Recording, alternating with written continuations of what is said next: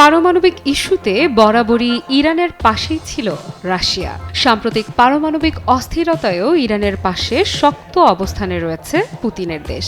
সম্প্রতি রাশিয়ার পররাষ্ট্র মন্ত্রণালয় ইরানের পারমাণবিক ইস্যুতে যুক্তরাষ্ট্রের সামরিক সমাধানের বিরুদ্ধে কড়া হুঁশিয়ারি উচ্চারণ করেছে। মার্কিন প্রেসিডেন্ট ডোনাল্ড ট্রাম্পের সাম্প্রতিক বোমা হামলার হুমকির পর এক বিবৃতিতে রুশ পররাষ্ট্র মন্ত্রণালয় জানায়, মস্কো ইরানের পারমাণবিক স্থাপনায় হামলার যে কোনো বিদেশি হুমকির বিরোধিতা করে। তেহরানের সঙ্গে মতপার্থক্য থাকলেও সামরিক শক্তি প্রয়োগ কোনো সমাধান হতে পারে না। এ সময় ইরানের শত্রুদের উদ্দেশ্যে মস্কো কড়া সতর্কবার্তা উচ্চারণ করে বলে, সামরিক হামলা আঞ্চলিক ও বৈশ্বিক নিরাপত্তার জন্য চরম বিপজ্জনক পরিণতি ডেকে আনবে। রাশিয়ার অভিযোগ, পশ্চিমা বিশ্ব আন্তর্জাতিক নীতি লঙ্ঘন করছে এবং নিজেদের রাজনৈতিক স্বার্থ হাসিলের জন্য আন্তর্জাতিক আণবিক শক্তি সংস্থা বা IAEA কে ব্যবহারের চেষ্টা করছে। এদিকে যুক্তরাষ্ট্রের অভিযোগ, ইরান 6টি পারমাণবিক বোমা তৈরির সক্ষমতা অর্জন করেছে, যা মার্কিন প্রশাসনের শীর্ষ পর্যায়ে ইরানের পারমাণবিক স্থাপনাগুলোর বিরুদ্ধে সামরিক হামলার পরিকল্পনার মূল কারণ। মার্কিন প্রেসিডেন্ট ডোনাল্ড ট্রাম্প এর আগে ঘোষণা দিয়েছিলেন, ইরান যদি তার পারমাণবিক কর্মসূচি সীমিত করার কোনো চুক্তিতে না আসে তাহলে দেশটির ওপর দ্বিতীয় দফায় কঠোর নিষেধাজ্ঞা আরোপ করা হবে এবং প্রয়োজনে সামরিক হামলা চালানো হতে পারে। এই প্রেক্ষাপটে রাশিয়া জানিয়েছে, ইরানের বিরুদ্ধে সামরিক অভিযান চালানো হলে তা মধ্যপ্রাচ্যের স্থিতিশীলতাকে ধ্বংস করবে এবং বৈশ্বিক নিরাপত্তায় মারাত্মক প্রভাব ফেলবে। রুশ উপপররাষ্ট্রমন্ত্রী সের্গেই রিয়াভকভ ও ইরানের উপপররাষ্ট্রমন্ত্রী মাজিদ তাখত রাভানজির মধ্যে মস্কোয় অনুষ্ঠিত এক বৈঠকের পর এই বিবৃতি দেয়া হয়। এই বৈঠকে রাশিয়া ও ইরান পারমাণবিক চুক্তি JCPOA পুনরায় কার্যকর করার ওপর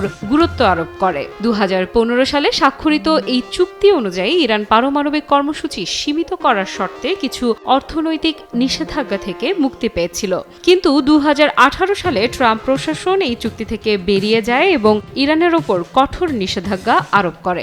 joint comprehensive plan of action বা JCPOA হল 2015 সালে বিশ্ব শক্তিগুলোর সঙ্গে করা ইরানের পারমাণবিক চুক্তি। এই চুক্তির আওতায় ইরানের ওপর থেকে কিছু অর্থনৈতিক নিষেধাজ্ঞা প্রত্যাহার করা হয়েছিল, যার বিনিময়ে নিজেদের পারমাণবিক কর্মসূচির কার্যক্রম কমাতে সম্মত হয়েছিল তেহরান।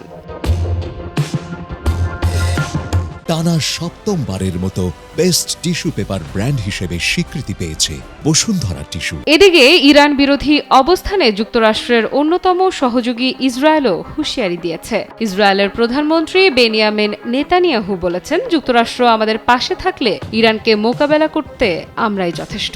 আমরা ইরান অধ্যায় শেষ করতে চাই। এর প্রতিক্রিয়ায় ইরান জানিয়েছে, ইসরায়েল একা ইরানের বিরুদ্ধে কিছু করতে পারবে না। তেহরানের দাবি, ইসরায়েলকে যুক্তরাষ্ট্র তারা হাতিয়ার হিসেবে ব্যবহার করছে, কিন্তু বাস্তবে তেহরানের শক্তির সামনে ইসরায়েলের সামরিক সক্ষমতা তেমন কার্যকর নয়। তাহলে আসলে পরিস্থিতি কোন দিকে যাচ্ছে?